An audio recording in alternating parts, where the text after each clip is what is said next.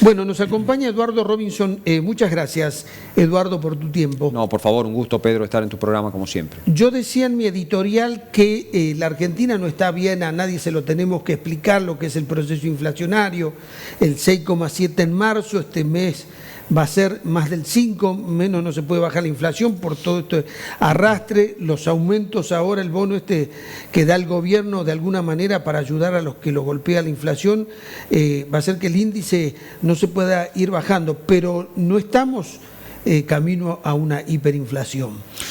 No. Es verdad que tenemos, durante el primer trimestre del año, hemos tenido un fogonazo inflacionario muy considerable, 16% de inflación acumulada.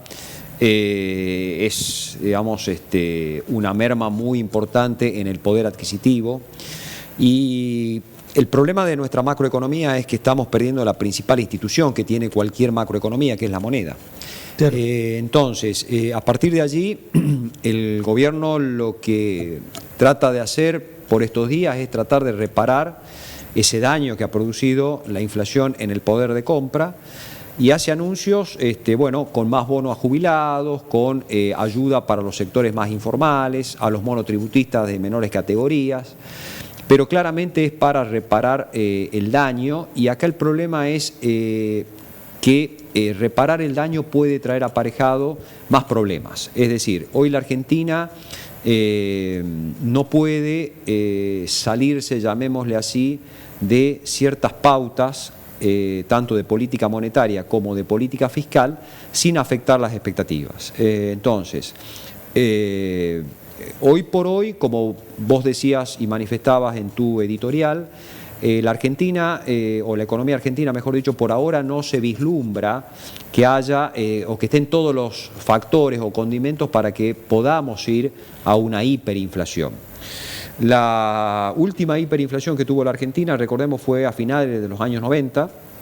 Digamos, ¿cómo estaban las variables? Hacia el final, digamos, del mandato de Alfonsín. ¿El déficit fiscal a cuánto llegaba? ¿Al 10%? Al 10%, claro, exactamente. Hoy estamos en el 3%. Hoy estamos en el 3%, un déficit fiscal que rondaba el 10%, una caída muy violenta de la demanda de dinero. Tenías en ese momento, digamos, de la hiperinflación.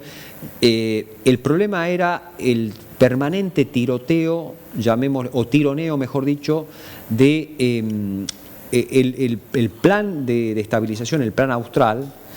Era un plan que combinaba metas ortodoxas con metas heterodoxas o con medidas heterodoxas. Era básicamente tratar de llevar adelante una política de reducción del déficit paulatino, con congelamiento de variables, y ahí está, digamos, el componente heterodoxo, pero también había que congelar salarios. Entonces, ese tironeo que te digo de salarios, todo el mundo tiraba el saco de Alfonsín, las Fuerzas Armadas, los distintos sectores, las empresas públicas. Recordará que las empresas públicas eran una especie de barril sin fondo, sí, demandando dinero. Entonces, todas con déficit. Todas con déficit. Todas tocaban el timbre. La corrupción era enorme. Y un Banco Central que no acompañaba. Un Banco Central que convalidaba una política expansiva, una política monetaria expansiva, que no convergía para nada con las expectativas que necesitaba crear el plan austral. Pero además la economía de Alfonsín era una economía escuálida comparada con la economía actual. Sí, por supuesto, era una economía exactamente con un nivel productivo muy bajo, es decir, estaban todas las condiciones, y hacia la última parte, ya cuando se desata precisamente ya todo el proceso inflacionario, inflación del orden del 35% mensual, es decir, en el mismo día cambiaban los precios 2 o 3 veces de un determinado producto, se daba una cuestión. Vos sabés que ahí empezaron los cambios de ministro de manera muy frecuente, y eso lo que estaba marcando también era una debilidad política. Entonces, hoy el factor, digamos, hoy tenés factores que te llevan lejos de una hiperinflación, pero otros factores que vos decís, esto se parece, esto se parece, esto se parece. ¿Qué se está pareciendo y qué es lo que a mí me preocupa más en el horizonte? Primero, que el gobierno no tiene claro el rumbo económico. O sea, por más que vos decís, pero ha firmado un acuerdo con el fondo, tiene metas cuantitativas, antes no tenía metas cuantitativas. Ahora va a modificar el acuerdo con el fondo, porque el mismo fondo le dejó abierta la puerta. Exactamente. Entonces, modifica. Ahora, eso modifica las expectativas, porque vos decís, bueno, me estás cambiando las metas, vas a permitir un poco más de déficit fiscal, entonces ya las metas no se cumplen, entonces vas a tener que emitir más moneda, porque, digamos, y acá el gran problema es, como decíamos al comienzo, las expectativas de inflación. Si vos, por lo menos, los anuncios del día, del día de ayer del presidente y del ministro están hablando de un piso de gasto adicional de 240.000 millones de pesos. El problema es que eso surge lisa y llanamente de la emisión de moneda. Claro. Y entonces esa inyección de moneda, hoy estamos hablando de 12.000 pesos para los jubilados, que tampoco es mucho, porque vos decís, bueno, 12.000 pesos, pero en una jubilación mínima de 32.000 pesos, la verdad, estamos hablando de montos muy exiguos. Para lo que es el impacto inflacionario en este nivel de ingresos. Exactamente. Entonces yo creo, Pedro, sinceramente, que al no haber un plan de estabilización, porque el fondo tampoco puso en el programa o en las metas cuantitativas con la Argentina, bueno, muchachos, vamos a ir por un programa de estabilización. No estuvo claro eso. Acá el problema es de expectativas. Entonces, en alguna medida estás tratando de paliar o de tratar de morigerar la pérdida de poder adquisitivo que ha tenido la moneda y han tenido los salarios y sobre todo los ingresos de los sectores informales, con más emisión de moneda. Es decir, estás aumentando la dosis inflacionaria. Yo creo que la mejor forma de ir bajando, porque ese es un impuesto. Acá uno dice, bueno, pero el gobierno quiere subir los impuestos, este impuesto a la ganancia o a la renta inesperada o como le quiera llamar. En el mundo tenemos que decirle a la gente que hubo impuestos a los más ricos.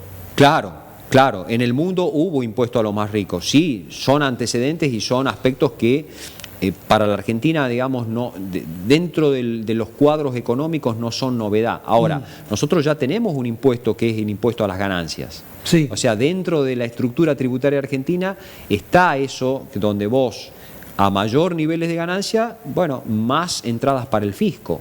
Entonces, crear, en este caso, un nuevo impuesto, llámese como se llame, impuesto a la renta inesperada, lo que sea, me parece que no va en la dirección de ir tratando de incentivar más al sector productivo. Acá ahora te hago una pregunta, ¿no te llama la atención que el gobierno está muy pendiente cuánto gana el campo porque aumentan los precios internacionales gracias a un amigo o a un supuesto amigo del gobierno que se quiso hacer amigo de Putin, el carnicero, ¿me entendés?, de Rusia, sí, que se mandó semejante guerra y mirá lo que generó? Sí. A ver, le están viendo cuánto aumenta la ganancia. Che, ¿y los laboratorios con el COVID no aumentaron las ganancias? Claro, las ganancias inesperadas, tal cual.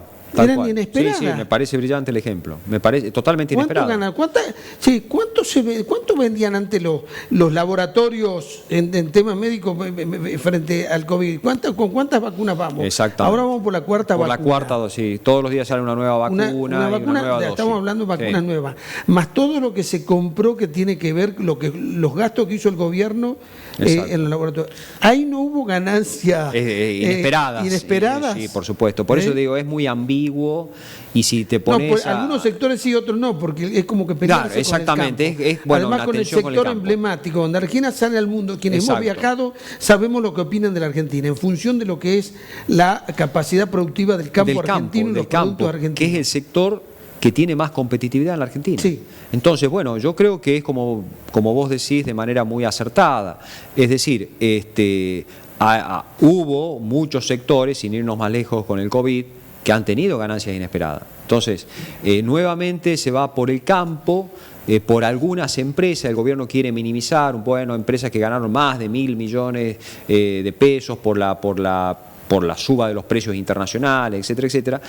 Pero el problema es el daño que se le está causando primero a todo lo que tiene que ver con el clima de negocios en general, porque no es el campo es el que está primero en la fila, en la vidriera, pero al resto de los sectores productivos, porque ahí la señal es, y la verdad que no me conviene tener ganancias de ningún tipo, casi que no me conviene ganar en la Argentina. Entonces, ¿qué señal estás dando vos a la inversión? Esto es muy importante. porque si uno no apuntala a los sectores productivos con crédito, mejorando los perfiles de competitividad, tratando de que haya más oferta, el diagnóstico que hace el gobierno es que acá hay un problema de demanda. Y no es un problema de demanda, no es mayor consumo, es mayor inversión, hay que elevar las exportaciones, hay que mejorar la productividad en la Argentina. Sí. Hoy los bonos que pueden 18.000, 12.000 pesos, etcétera, eso se va diluyendo, Pedro, en 40 días esos bonos quedan en el olvido.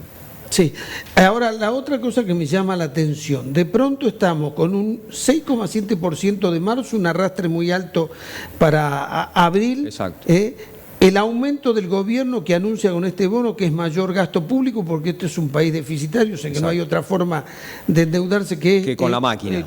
Con la maquinita. Exacto. Tienen que venir lo que le pidió el fondo por delante, que es la recomposición del tema de tarifas, bajar los subsidios a las tarifas, o sea que eso también va a enfocar un poco la inflación, Exacto. la suma de combustible, y resulta que el fondo saca un diagnóstico y dice la Argentina crece el 4% y va a una inflación del 48%. No lo entiendo. No. La Argentina, bueno, ahí discrepo con las metas del fondo. Ojalá se den, pero Me encantaría numérica, que sería ojalá. el 48%. El programa va a estar grabado y lo vamos a ver pero nosotros, a fin de año. Ahí hay también una cuestión estadística, ¿no? El año pasado la Argentina tuvo un rebote del orden del 10%. El gobierno dice, bueno, no, eso fue un crecimiento. No.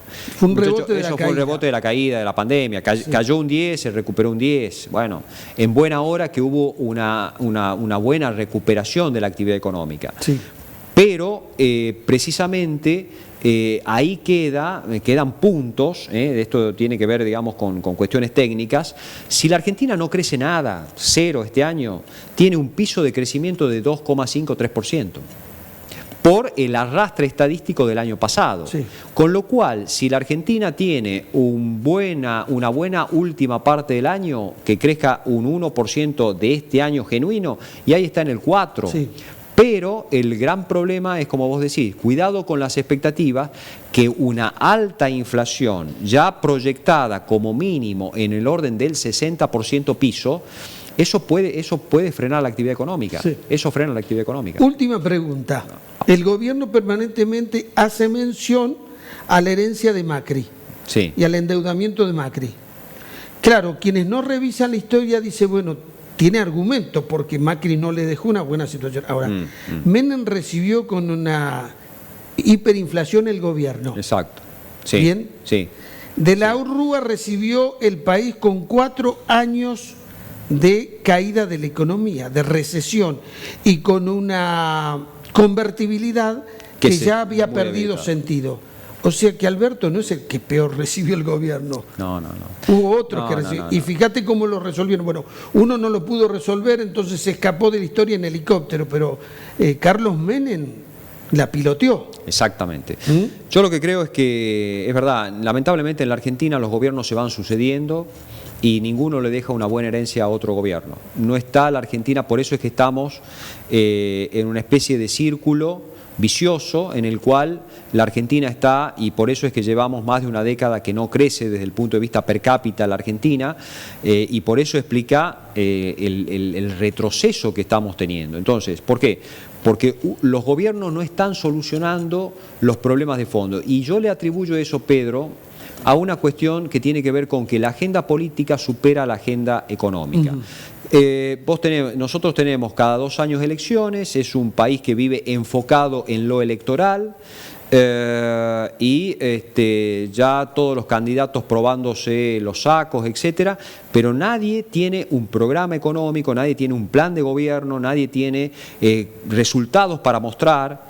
Son muy pocos los que lo tienen o lo hacen, entonces todos somos Messi desde la tribuna. Ahora, cuando te ha tocado entrar a la cancha, yo creo que los gobiernos ahí han tenido graves problemas. Entonces, se crean muchas expectativas, pero cuando llegan la hora de tomar las decisiones, bueno, ahí los gobiernos hemos visto que han tenido fracasos en distintas áreas, en distintos sectores, pero concretamente en lo económico, yo creo que estamos en un círculo vicioso con 50% de pobreza.